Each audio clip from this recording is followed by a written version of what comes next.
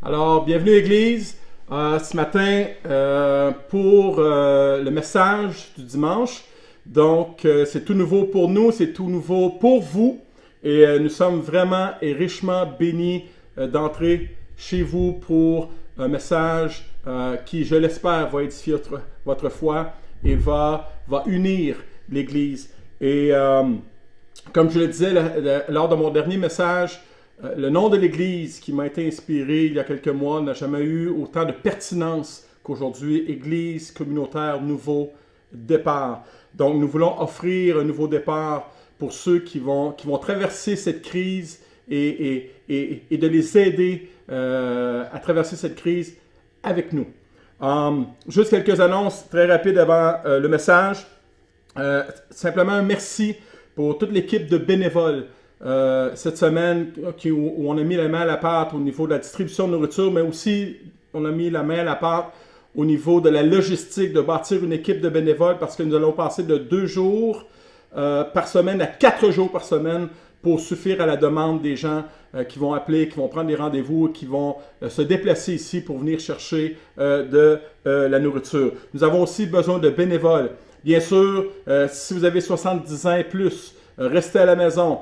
Si vous avez des symptômes de grippe, si vous avez des symptômes, restez à la maison. Mais pour ceux qui sont en forme, nous avons ici, toutes les politiques sont respectées ici. Nous avons du Purell, nous avons des gants, nous avons des masques, nous avons la distance entre nous. Les clients n'entrent pas dans le bâtiment. Donc, si tu es intéressé à venir faire du bénévolat à nous, à venir nous donner un coup de main, à venir mettre l'épaule à la roue, alors je t'encourage à composer le numéro de l'Église et avec toi, on va bâtir une équipe ensemble pour qu'on puisse être ensemble à aider les gens à traverser cette crise.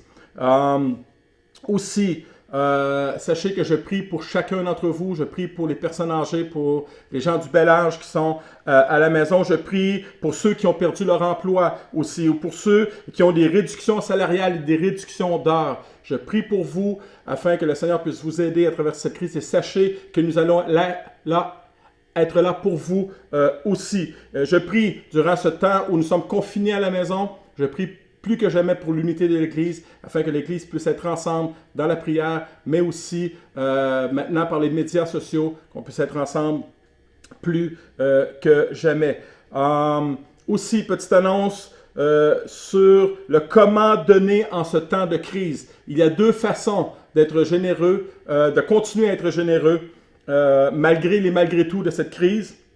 Vous pouvez venir porter vos dons au bureau administratif du lundi au vendredi de 9h à 16h ou en ligne à armeedusalut.ca, armée du salut d'un seul mot. Quand vous arrivez sur le site, cliquez sur donner, cliquez après sur don en ligne et vous allez descendre, faire un don à une position spécifique. Clique, faire un don.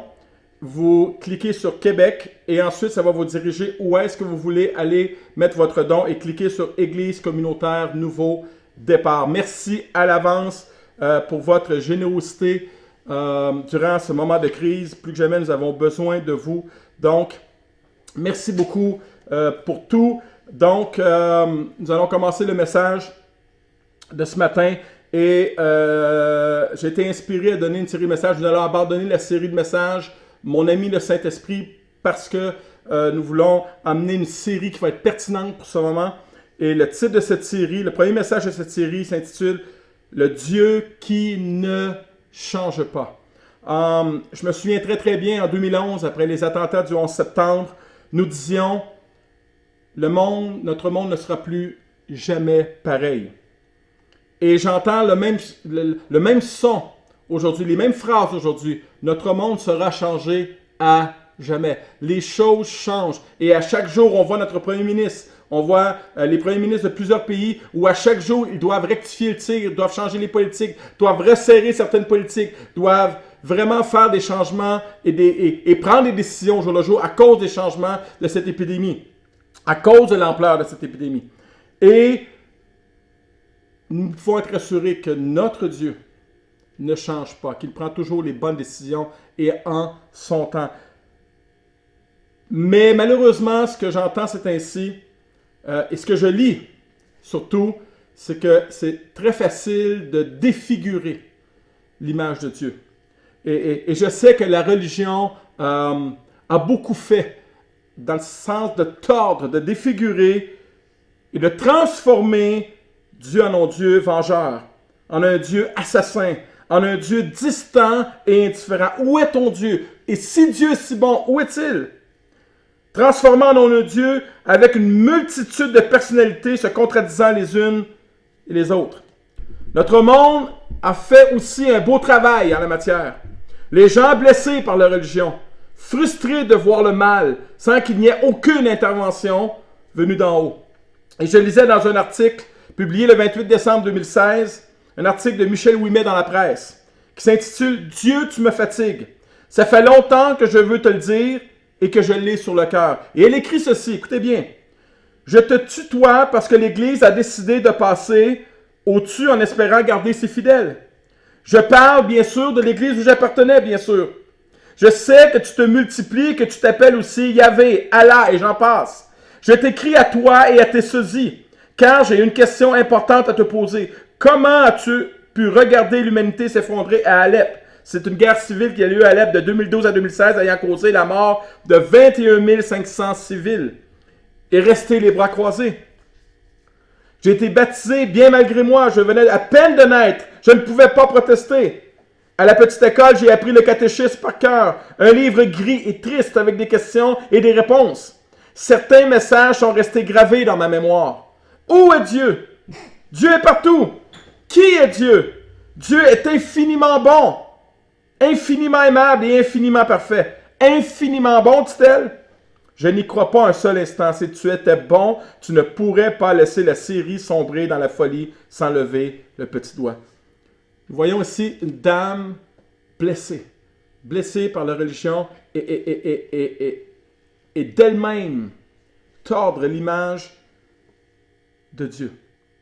Alphonse Karr a dit ceci. « Je crois au Dieu qui a fait les hommes et non au Dieu que les hommes ont fait. » Il est facile aujourd'hui, avec cette crise, de mettre tout sur la responsabilité de Dieu, tout sur le dos de Dieu et de former l'image de Dieu selon la frustration, selon l'anxiété, selon l'inquiétude que je ressens. P.D. Bramson a dit ceci, Dieu n'a pas confié à l'homme de le définir. Il est celui qui se définit lui-même. Et le Seigneur nous encourage aujourd'hui, bien-aimés, à nous arrêter dans le psaume 46, verset 11. Arrêtez et sachez que je suis Dieu, je domine sur les nations, je domine sur la terre. Durant cette série, nous regarderons ensemble quelques facettes de la personnalité de Dieu. Durant cette série, je vais tenter de restaurer l'image de Dieu dans qui il est véritablement. De voir Dieu avec une bonne perspective malgré les malgré tout de cette vie, malgré les malgré tout de cette crise. Et ma prière, c'est que cette série nous fera du bien et édifiera notre foi. Dans Malachie, chapitre 3, verset 6, Dieu nous dit ceci, « Je suis l'Éternel qui ne change pas. » En ces temps de crise, en ces temps de changement quotidien, en ces temps d'instabilité et d'incertitude, il est bon de savoir que notre Dieu ne change pas, qu'il reste le même dans sa souveraineté, dans toute sa puissance, dans toute sa grâce, dans tout son amour, dans toute sa bonté. Dieu n'est pas moins Dieu aujourd'hui. Il est encore le bon berger, il est encore le Seigneur, il est encore le Sauveur, et il est encore celui qui peut calmer la tempête. Il est encore et il est encore. Je le dirais comme ceci, Dieu est encore Dieu. Les circonstances si horribles et si brutales soient-elles ne peuvent changer qui il est. Quand tout change, Dieu reste le même. Quand tout est ébranlé, Dieu reste stable, un solide rocher. Quand tout fait peur, Dieu est digne de confiance et rassurant. Quand tout est incertain, Dieu reste une source sûre. Quand les frontières se ferment, Dieu est encore accessible. Quand tout semble hors de contrôle, Dieu a tout sous son contrôle. Quand tous nous demandent de garder nos distances, de rester en confinement, Dieu reste toujours proche et toujours présent. Quel moment extraordinaire, alors que nous sommes en confinement, que nous sommes appelés à rester à la maison, de revenir à l'essentiel, de prendre du temps avec Dieu. Pour expérimenter la stabilité émotionnelle et spirituelle, pour expérimenter la paix, je dois savoir et croire ce fait immuable que Dieu ne change pas. Je dois m'en imprégner. Dieu ne change pas. Je dois le dire souvent. Dieu ne change pas. Je dois le proclamer souvent. Il lui est impossible de changer. Psaume 11.3 nous dit ceci, « Lorsque les fondements vacillent, que peut bien faire l'homme droit? » Et le mot « vaciller » en hébreu, « arak » signifie déchirer, rompre, renverser, démolir, battre, détruire, ruiner, être renversé, être ravagé, détruire. N'est-ce pas ce qui se passe présentement? En ces temps difficiles où tout vacille, où tout semble s'en aller à la destruction, où tout semble se déchirer. En ces temps difficiles où tout vacille, où tout est renversé, que ferons-nous? Quand les fondements de ce monde, quand les fondements humains, quand les fondements financiers, quand les fondements de ce que nous croyons sûr, quand les fondements même de la liberté vacillent, qu'est-ce qu'il nous reste à faire? Le prophète Isaïe nous le dit en ce sens, dans Isaïe chapitre 26, verset 4. Faites confiance au Seigneur pour toujours. Oui, au Seigneur solide, rocher qui dure toujours. Se confier, c'est littéralement de faire confiance. Se confier, c'est s'appuyer sur du plus solide que mes finances, que mon emploi. Se confier, c'est littéralement s'abandonner avec confiance. Rien ne peut ébranler notre Dieu. Il est le rocher inébranlable. Il le sera toujours. Il sera toujours ce rocher inébranlable sur lequel je peux toujours m'appuyer. Il est le Dieu qui ne change pas. Combien de gens dans ce monde avaient pour rocher leur influence, leurs finances, leur entreprise, leur emploi, leur retraite, et qu'aujourd'hui, il n'y a plus rien de sûr. En s'y investissant corps et âme, jour et nuit pratiquement. Et pourtant, aujourd'hui, beaucoup réalisent que la chose sur laquelle ils s'appuyaient, qu'ils croyaient sûrs, et solide même, est en train de s'envoler en éclats. Et Deutéronome, chapitre 32, verset 31, nous dit ceci, « Car leur rocher n'est pas comme notre rocher. » Et nous prions en ce temps de crise, afin que ceux qui avaient comme rocher leur REER, leur plan de retraite, leur emploi puisse se tourner vers le rocher que nous connaissons, le rocher qui ne change pas, le rocher inébranlable. Quand tout s'écroule autour de nous, il est le Dieu qui ne change pas. Il est le rocher sur lequel nous pouvons nous tenir. Il est le rocher sur lequel nous pouvons être en sécurité. Ce rocher, c'est la fidélité solide de Dieu. Sa fidélité ne sera jamais ébranlée. Sa fidélité envers moi est le rocher sur lequel je peux m'appuyer. Sa fidélité est le rocher où je peux trouver stabilité et assurance. Les malgré tout de la vie ne peuvent affecter la solidité de la fidélité de Dieu. Quelqu'un a dit ceci. Compter sur la fidélité de Dieu a pour effet de stimuler notre assurance.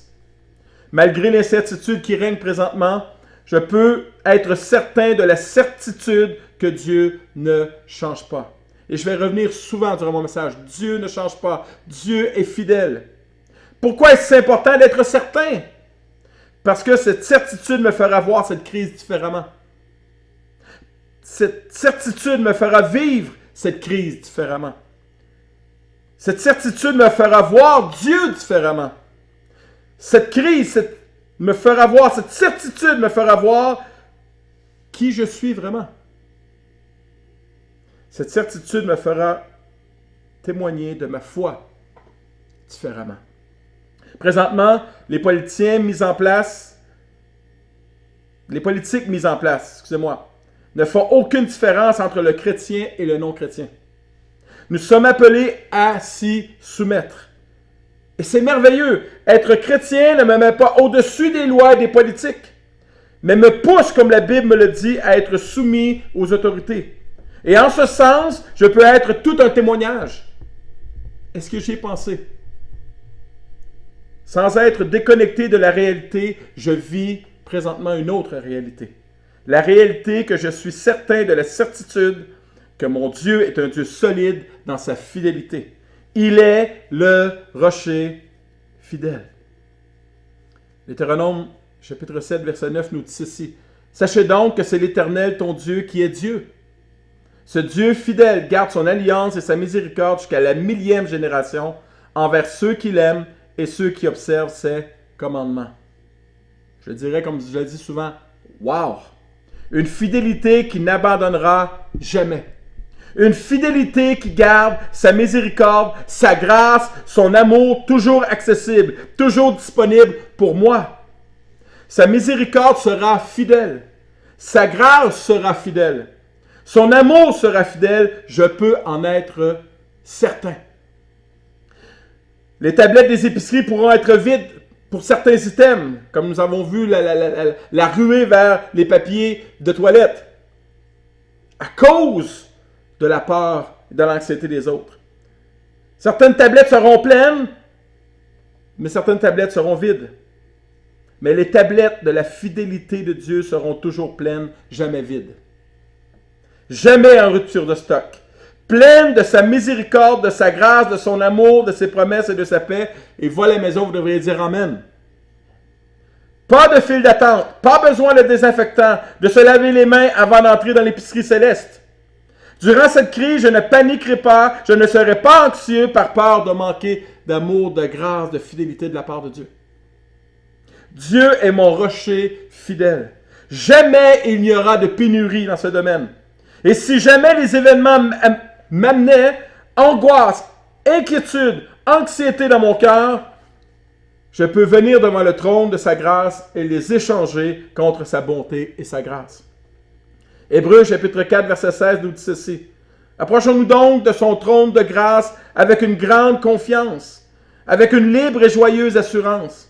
Dieu nous témoignera sa bonté et sa grâce et nous obtiendrons le secours nécessaire au bon moment. Pour plusieurs, vous avez déjà pris l'avion. Et il y a souvent des moments où nous pouvons détacher notre ceinture, nous pouvons nous lever, aller aux toilettes ou nous dégourdir. Et souvent, nous attendons, quand nous sommes à la veille de passer une zone de turbulence, il y a un clignotant et la voix du pilote se fait entendre pour nous inviter maintenant à reprendre nos places et à attacher nos ceintures pour éviter que nous soyons blessés. Nous sommes présentement en moment de turbulence, bien-aimés. Et l'expression ici, dans le psaume, « Trouver grâce pour être secouru dans nos besoins » signifie que sa présence, qu'en sa présence, nous pouvons rester bien attachés en période de turbulence, car nous offrons nos préoccupations à celui qui transcende tout. Restons attachés. Restons attachés dans ce moment de turbulence à sa fidélité, à sa grâce, à son amour, à cette assurance que Dieu ne change pas. Il est le rocher fidèle. Nous pouvons rester bien attachés à son amour, fidèle et solide. Jérémie 31:3 nous dit, « De loin l'Éternel se montre à moi, se montre à toi, se montre à nous. Je t'aime d'un amour éternel, c'est pourquoi je te conserve ma bonté. Je t'aime depuis toujours et pour toujours. C'est pourquoi je te reste profondément attaché. » Dieu, bien-aimé, ne change pas. Il est le rocher fidèle. Il y aura encore des changements, des bouleversements durant cette crise. Mais je dois être assuré et rassuré par ce fait immuable. Dieu ne change pas. Il est le Dieu fidèle. Il ne m'abandonnera pas. Il est le rocher sur lequel je peux m'accrocher, m'appuyer, me tenir. Le psaume 41:6 nous dit ceci. Dieu est pour nous un abri solide et sûr. Il est toujours prêt à nous aider dans le malheur. Dieu est pour nous un rempart, un refuge, un appui, un secours toujours offert qui ne manque jamais lorsque survient le danger. J'ai lu une histoire cette semaine et je vais conclure ce message avant de prier pour vous. Savez-vous qu'à l'origine, la ville du Havre en France s'appelait le Havre de Grâce? Cela remonte au début du 16e siècle. À la demande du roi François Ier, on cherchait un endroit abrité sur la côte de la Manche pour y construire un port. Les marins de l'époque conseillèrent de l'implanter sur la rive nord de l'embouchure de la Seine. Ils avaient fait l'expérience que les courants y étaient favorables, la force des tempêtes atténuée et qu'on pouvait s'y abriter par gros temps de tempête. Un havre, un endroit protégé, un refuge sûr et tranquille. N'est-ce pas l'aspiration de chacun d'entre nous présentement? C'est notre joie et notre devoir de chrétien de témoigner que nous l'avons trouvé. C'est une personne vivante, c'est Jésus-Christ. Et quelqu'un a composé un poème par rapport à cette histoire qui dit ceci. « Mon rocher, ma forteresse, mon refuge protecteur, mon secours dans la détresse, c'est Jésus le Rédempteur. À mes pieds, l'océan gronde, le vent siffle autour de moi. Sur Christ, mon rocher se fonde, mon espérance et ma foi. Au milieu de la tourmente, cet abri l'as-tu trouvé? Ah, saisis la main puissante de Jésus qui m'a sauvé. » En ce temps de crise, bien-aimés, où nous voyons aux nouvelles les statistiques du pays comme l'Italie, comme les chiffres sont astronomiques comme l'Espagne, où des centaines et des centaines de personnes meurent à chaque jour, où des centaines et des centaines de personnes sont infectées à chaque jour. Je vous encourage, frères et sœurs, à garder cette paix, à garder cette certitude que Dieu ne change pas, qu'il est le rocher fidèle. Je vous encourage aussi à vous soumettre aux politiques de notre gouvernement, à vous soumettre à tout ce qu'il nous demande de faire pour que cette pandémie puisse être éradiquée, ralentie. Je vous demande d'y être soumis, de ne pas faire preuve d'une foi que j'appellerais la foi de la folie. Je vous demande, frères et sœurs, de vous y soumettre. J'aimerais prier avec vous et pour vous à la fin de ce message. Seigneur Dieu, merci. Merci d'être ce rocher fidèle. Merci d'être ce Dieu qui ne change pas quand tout change. Merci d'être ce Dieu solide quand tout vacille alentour de nous. Quand tout devient insécure, tu es celui où je peux trouver ma sécurité. Quand tout devient instable, je peux trouver ma stabilité avec toi. Quand tout devient inquiétude, anxiété, je peux trouver ma paix en toi. Et je veux réclamer, Papa, maintenant, que tu puisses donner ta paix, ta joie, stabilité à mes frères et à mes sœurs qui m'écoutent présentement. Et je prie, mon Dieu, que tu puisses faire éclater ta gloire dans cette situation. Papa, garde-nous unis durant ce temps. Et que tu puisses, Papa, vraiment, vraiment, Papa, nous accompagner. Je sais que tu nous accompagnes de manifester cette présence alors que nous sommes confinés à la maison. Que cette présence puisse vraiment faire la différence, mon Dieu. Dans le nom de Jésus, je t'ai prié. Amen. On se revoit dimanche prochain. Merci.